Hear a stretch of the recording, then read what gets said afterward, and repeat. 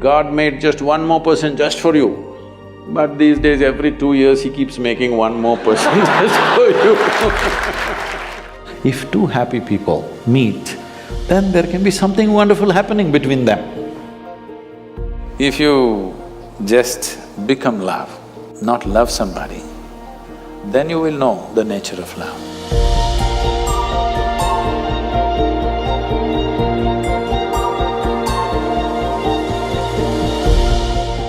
How do you know that the person you are with is the right person for you? Oh, popular, eh? It once happened. Shankaran Pillai was at the family dinner, and when everybody settled down for dinner, he stood up at the table and announced, "I am going to marry Lucy, who's just across the street." I hope that's not the name. No, it is. Then the father said, "What? You going to marry Lucy? She has nothing. She's like a tramp. You're going to marry that Lucy?" Mother said, "What? You're going to marry that Lucy?" The uncles always pitch in this kind of matters, you know.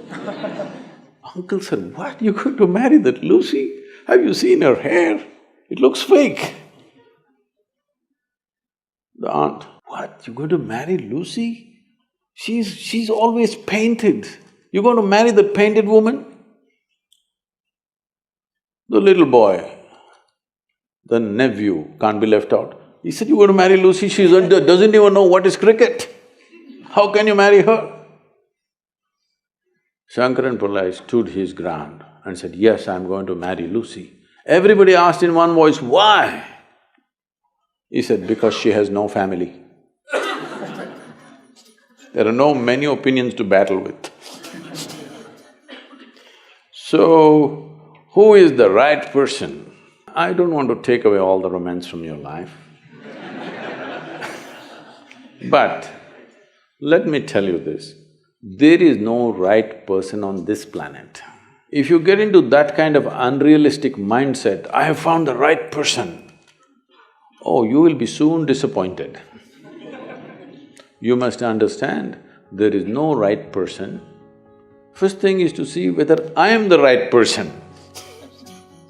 Yes, am I the right person? And there are no right people on this planet. If you understand, you have your nonsense, they have their nonsense. We can adjust nonsense. Go on. First and foremost thing is, you bring yourself to your place where your experience of life is just pleasant by yourself. You're wonderful. Now, let us see what gets drawn to this one. If you're really wonderful, things will happen in every way, I'm saying. And this whole thing is an American thing, that there is a soulmate somewhere.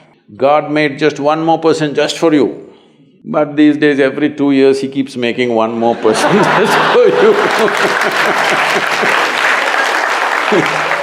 Obviously, God is making too many mistakes with you. See, body needs a mate, understandable. Maybe psychologically also you need a mate, understandable. Emotionally you need a mate. A soul cannot need a mate. So soul doesn't need a mate, nor was some person made perfectly for you, okay? If you invest a deep sense of involvement, something wonderful may happen. It's because of your involvement, not because the other person is fantastic. No, even if you choose a fool, actually it's easy that way. If they're not stupid, why would they come to you first of all? No, I'm just being nasty. So, even if you choose a fool, it doesn't matter. If you involve yourself, it can turn out very beautiful.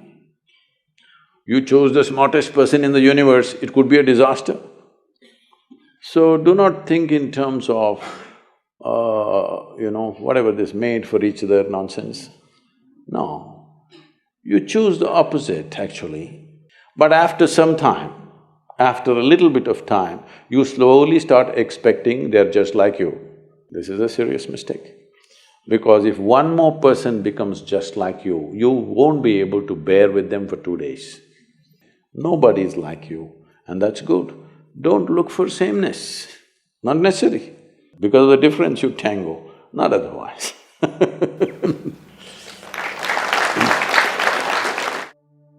Our mothers have set amazing benchmark. The moment you say mothers, Yeah. they're giving a sound ambience of babies crying. Oh, okay. Perfect. That's the halo effect, I think. Yeah. So they've set quite a big benchmark of being an ideal wife. However, I, or girls of my generation, feel that we cannot be as good as wife our mothers have been. So should I feel that I am falling short in my personal life, or should I feel that I'm not giving enough justice to my marriage once I'm married? How should I feel about this?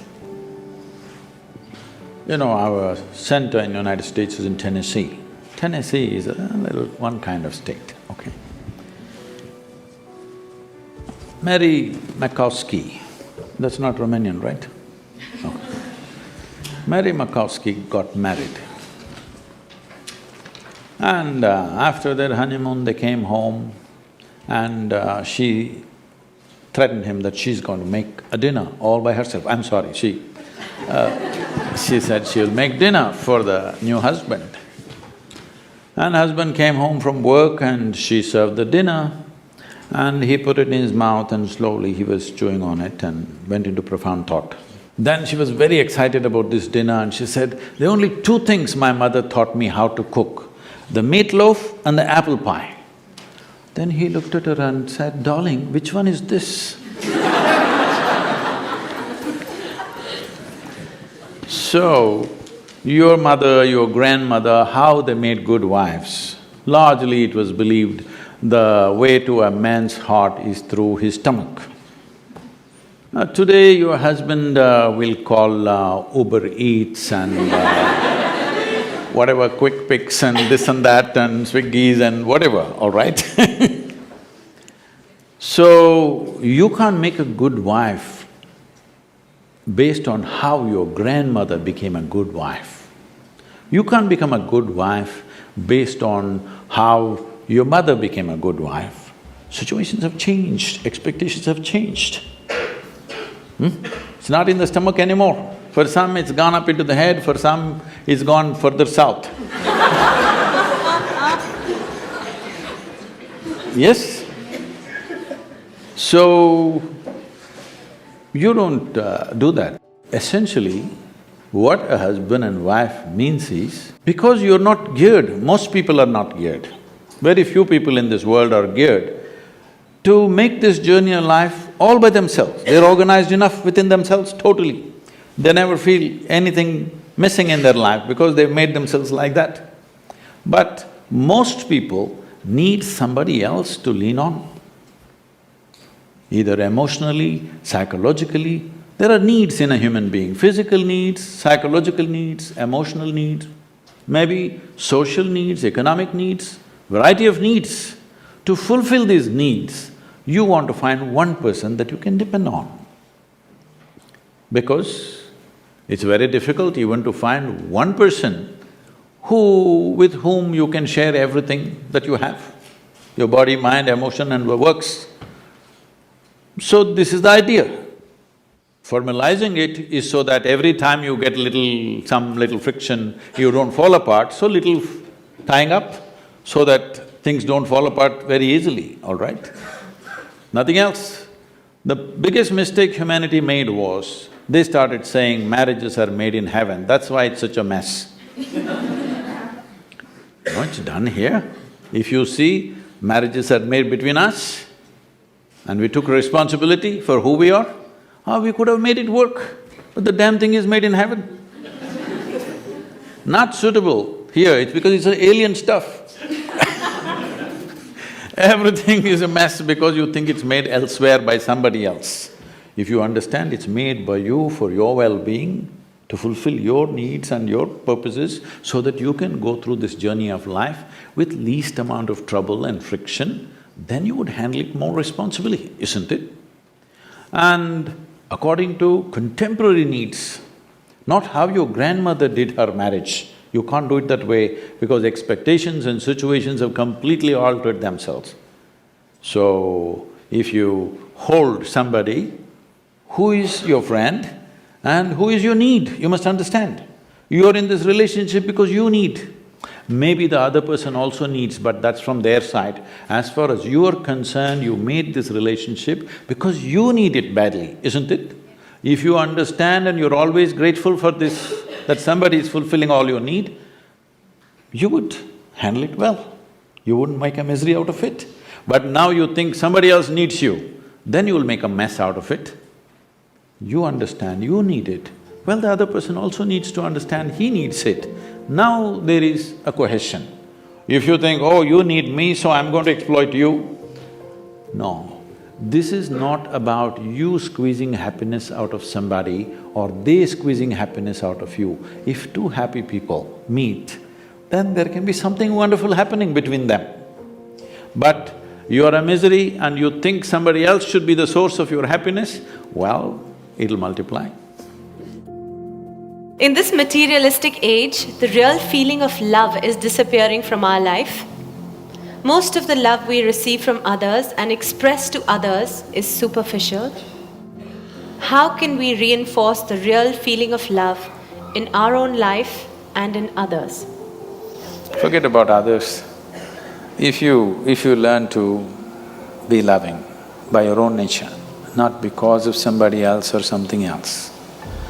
I know the question is coming from Facebook, there's an enormous possibility. You can even love those people who don't even exist. So I'm saying it's a tremendous possibility. So, if you just become love, not love somebody, then you will know the nature of love. If you love somebody, it's a fickle happening because no human being will happen 100% the way you want them. Every human being on this planet is going to disappoint you, believe me. Not because they'll do something wrong, because nobody can fulfill the unrealistic expectation you have of them. It's simply not possible. Have you been able to fulfill anybody's expectation, I'm asking you, entirely? Partially, but never entirely, isn't it? Believe me, whoever comes, I want you to know, the ideal people whom you worship, when Krishna was there, his wives complained. All right? Love is not a relationship. A relationship is a different thing. Love is a certain sweetness of your emotion. Whether you look at a tree or a dog or a man or a woman or a child or just at the sky, why can't you look at it lovingly? Because it's not about loving the sky, it's about the sweetness of your emotion. If your emotions are sweet, whatever you look at it in a certain way. Right now you have nasty emotions, whatever you look at it in a different way. So you have always associated love with somebody. No, this is not about somebody. Love is not something that you do, it is something that you can become. If you're willing, you can become love, you can make your emotion into a very sweet space. If you make your body very pleasant, it becomes pleasure. If you sit here, it can be great pleasure just sitting here and breathing. If your mind becomes pleasant, we say this is joy. If your emotions become pleasant, we say this is love. If your very life energies become pleasant, we say this is blissfulness, this is ecstasy. If your surroundings become pleasant, we call that success. Now you're calling your success with somebody as love, that's a mistake. You have a success story with somebody, you're calling that love. No, that is actually success, because that needs lots of management. But for you to be loving, there is no management. If you just make your emotions sweet, your emotions are sweet and it's beautiful to be like this. It's not about anybody. If somebody comes, we can share it. If nobody comes, you can sit here with your eyes closed and still be loving. What's the problem? It is not about somebody, it's not an action. It is not something that you do, it is something that you can become.